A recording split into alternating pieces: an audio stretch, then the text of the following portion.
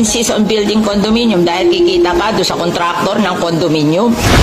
May porsyento ka doon, kaya pinag-i-insist mo yung condominium. Throwback yung bangayan, yung debatihan ni Senator Risa Hontiveros at ex-Senator Cynthia Villar, kung saan nasupalpal ni Senator Risa Hontiveros tungkol sa kikita ka sa mga kontraktor, Risa. Hala, grabe pala yung bangayan, yung debatihan at yung bulgaran na sinasabi ni Senator Cynthia Villar laban kay Risa Hontiveros, na parang nasagot ang mga tanong ng mga tao noon kung bakit tila yung pag-atake ba ni Cynthia Villar. Sabi ng iba, grabe na itong si Cynthia Villar, walang awa kay Risa. Risa is just thinking for the poor. Risa is just giving opportunities to the poor people. Pero ngayon kabibig na trending si Risa na meron daw budget insertions na bilyones. Ngayon talaga nasagot ng mga tao kung bakit nasabi yon ni Senator Cynthia Villar laban kay Risa Hontiveros. Sabi ni Anthony Taberna, sabi ni Ping, halos lahat ng senador may insertions. Sabi ni JV Ejercito, lahat ng senador may insertions. Sabi ni Risa, wala akong insertions. Nako po, nakakaduda. Sabi ni Ping, lahat meron. Sabi ni JV, lahat meron. Pero bakit kay Risa, wala siyang insertions? Sino ang nag-insert para sa pangalan ni Risa? Ginamit lang nga ba ang pangalan ni Risa? May mga ibang tao bang gumamit or ibang senador gumamit sa pangalan ni Risa? Tapos yung senador na yun ang kumobra sa pera? Hahayaan ba ni Risa Hontiveros na gamitin ang kanyang pangalan? Madudungisan ang kanyang pangalan? Ano sa palagay ko, kabibig? Naguguluhan tayo, no? Grabe, as in, super duper nakaka-confusing ang mga statements ng mga senador ngayon. So, ito, kabibig, ipapakita ko sa inyo ang nangyari na bangayan ni Risa Hontiveros at ni Cynthia Villar. Parang may punto yata si Cynthia Villar. Parang nakonek-konek na ng mga tao. Parang tama si Cynthia Villar. Kumita nga ba si Risa Hontiveros ng milyones sa mga kontraktor? At speaking of flood control, may programa, may flood control. Ay, ilong ko. Ako po. Ganito talaga ang mga kabibig, no? Kahit medyo may sakit, kailangan talaga magchika-chika tayo. O kahit may sipon, kailangan talaga magbalita ako magalit na naman ang mga kabibig natin yan. Ang tanong, meron bang flood control project si Risa? Kasi 750 million. Laki ha, Risa. Sagutin mo. Pero nag-deny si Risa. Sabi ni Risa, wala akong insertion sa BICAM. Alam mo naman si Risa, ang galing na, ang marunong siyang magdrama. Sabi na iba, wag mo kaming dramahan, Risa. Huli ka na sa akto. Yung pa-virgin-virgin at pa-demure-demure mo. Mr. Chair, salamat kayo, Mr. Chair. Hindi na yung effective ngayon, Risa. At sabi nila, baka totoo talaga yung mga isinambit ni alias Rene. Ay, nakunik-kunik na talaga mga kabibig. Nako. Hindi mo talaga makontrol ang isip ng mga tao. Alias Rene. Ngayon, merong katuning kung saan binulgar na may insertions, bilyones ang insertions ni Risa. Ako, ito ang video ni Cynthia Villar versus Risa Hontiveros. Watch this video. Kulang na lang malusaw sa kahihiyan itong si Risa Hontiveros nang harapan siyang supalpalin ni dating Senator Cynthia Villar sa mismong hearing nila matapos magpumilit nitong si Manang Risa na patayuan ng kondominium ang mga mahihirap at walang bahay nating mga kababayan sa halip na bigyan sila ng porsyon ng lupa na mapagtatayuan ng bahay nila. Why will you insist on building them condominiums when you can distribute the land to them 500 a month lang? Ang babayaran nila. Why will you insist on building condominium? Dahil kikita ka doon sa contractor ng condominium. May porsyento ka doon, kaya pinag-i-insist mo yung condominium. Bakit nyo ini-insist ang condominium? Payag naman yung mahihirap na i-distribute na lang yung land sa kanila, and that's 500 a month. Nakalagay sa mandate nyo to help the poor and the homeless. But the poor and the homeless cannot afford the condominium. Why not distribute the land under the community mortgage program na 500 a month lang ang ano nila? But ayaw nyo nun. O, paalisin nyo doon sa lupa, tatayuan nyo ng kondo. Saan nyo dadalhin yung hindi kayang magbayad sa kondo? O, di homeless na naman yon. Hindi ba unfair sa kanila? Pinaalis mo doon sa lupa na tinatayuan nila, tatayuan mo ng kondo, tapos ibibigay mo sa middle class, tapos yung mga mahihirap, wala na naman bahay. You have to reconsider what you're doing. I think it's wrong. Yes, Mr. President. I think sa tulong ng Senado, dito sa mga budget plenaries natin, naisusulong natin yon. Hindi lang yung reconsideration, pero yung redesigning din.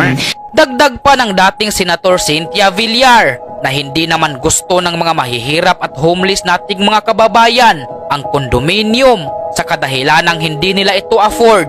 Kaya bakit daw pinagpipilitan nitong si Risa Hontiveros na patayuan sila ng isang kondo? I think we have done the community mortgage program in Las Piñas for I think 30 years, and it's very successful. We just give them the land. They don't want the condominium. They just want to have a land to build their houses on, and if they cannot build nice houses today, they'll just try to earn so that in the future they can build houses in the land. But what they want is the land, that they will not be hindi sila magigibado sa land where they are staying now, and they're willing to pay for the land. Why don't we do that? Why do we have to build condominiums on their lands which they cannot afford? Before kasi, yung aming CNP program, we're just giving land to the poor and the homeless. And they will try to save money to build their homes, better homes in the future. And ang amortization lang noon, 500 pesos a month. So they can afford it. The poor and the homeless, they can afford it. Even the tricycle driver and the mga nagtitinda sa palengke. But now, they are prioritizing condominium. Ang condominium, mahal. It's for the middle class. It's not for the poor. Tapos paalisin nila doon sa lupa yung poor, lalagyan nila ng condominium. Saan nila dadalhin yung poor?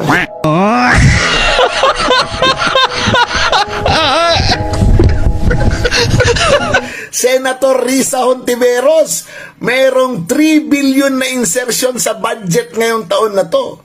At 750 million ay flood control insertions.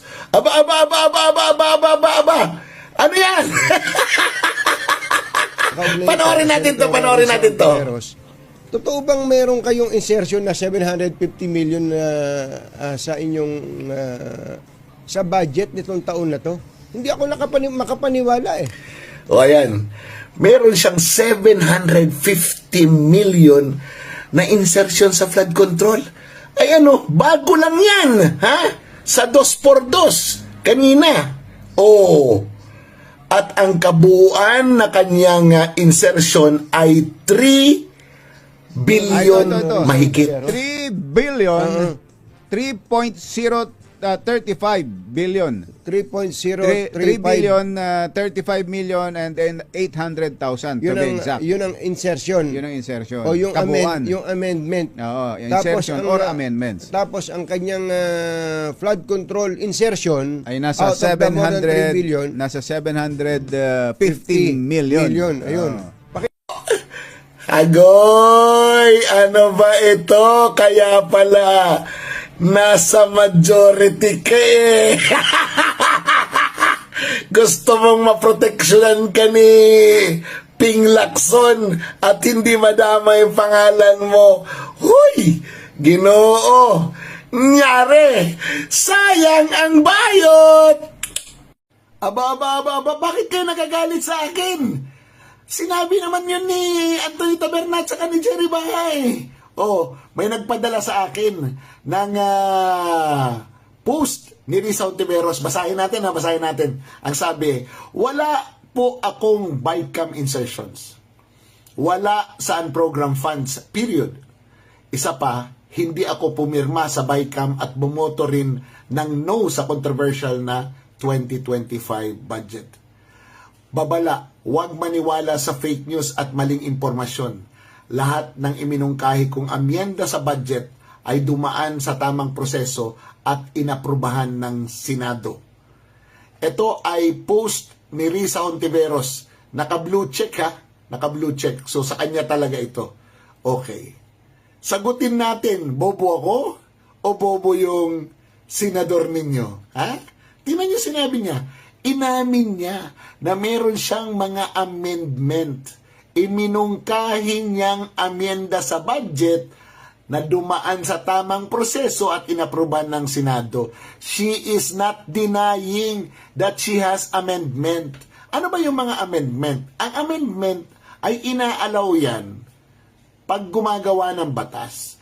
Like the national budget, it is a law. So ano nga ba? O basahin natin ha. Amendment in scope ha? Sa scope. Amendment, a general term for any change to a bill, including adding, removing, or modifying parts of it. What is an insertion? An insertion, a specific type of amendment. So, ang insertion ay isa ring amendment, ha? Ha? Hindi niya dinideny na meron siyang amendment. Where new item, project, or provision is added to the budget. So, in other words, pwedeng mag-amend at it is in the form of insertion.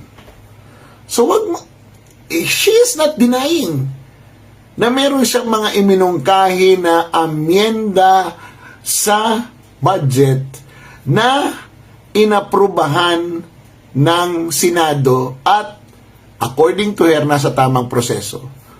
So, ayan, umaamin siya. Anong iginugulo nyo? Oh, sa context, ano yung context ng amendment? Legislatures can introduce amendments during budget deliberations to adjust the budget bill. These changes can reduce or increase a proposed budget.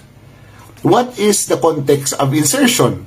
The context of insertion is that lawmakers can add funding for specific projects during budget deliberation, which is a key part of the legislative process. Di ba sabi ni Tito Soto, insertions are part of the legislative process.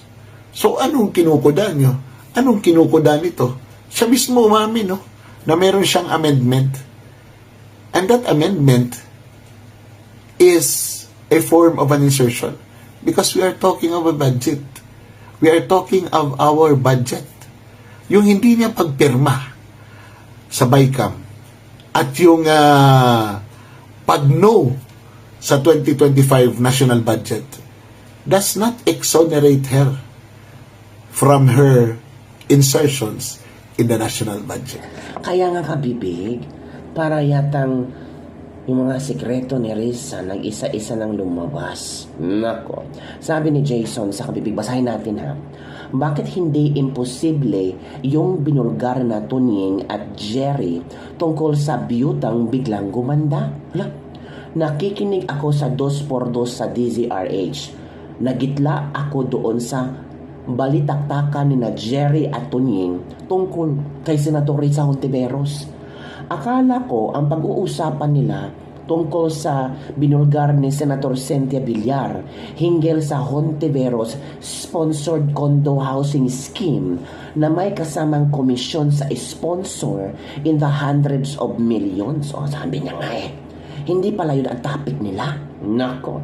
The discussion centered on flood control and other infra projects allegedly pushed for by the left of the center Lady Solon in not only 700 million but in 300 billion.